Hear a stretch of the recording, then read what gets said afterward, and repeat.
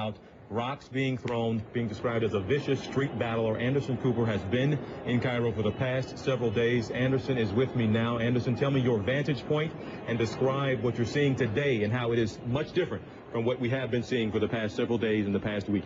Well, I mean, TJ, these are stunning developments. I just tried to make my way to Liberation Square. I got about as far as the Egyptian Museum. I was with my team, Marion Fox, producer, Neil Halsworth, my cameraman, when the crowd essentially set on us.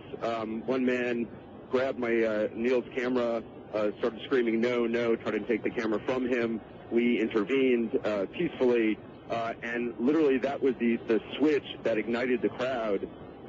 And they just set upon us, punching us, kicking us.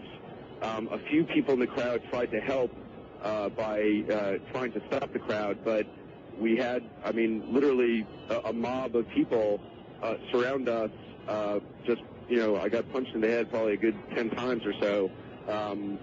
And we literally ended up being turned around by the crowd, and we tried to walk because we didn't want to run, because if we started to run, the crowd would, sense fear and attack us even more. All of us are fine. My producer was roughed up. My female producer was roughed up by the crowd as well.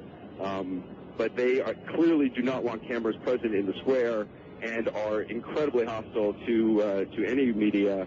It was, frankly, one of the more touchy situations I've been in.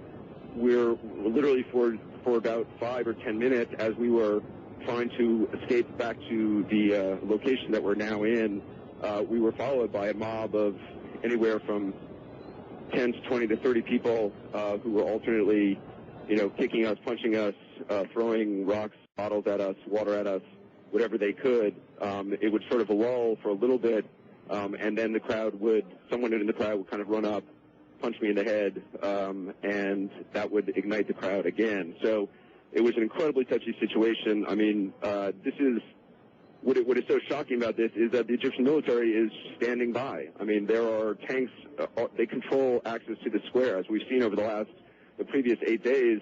When they want to, they can control who goes where, who gets into the square. They could separate these two groups incredibly easily.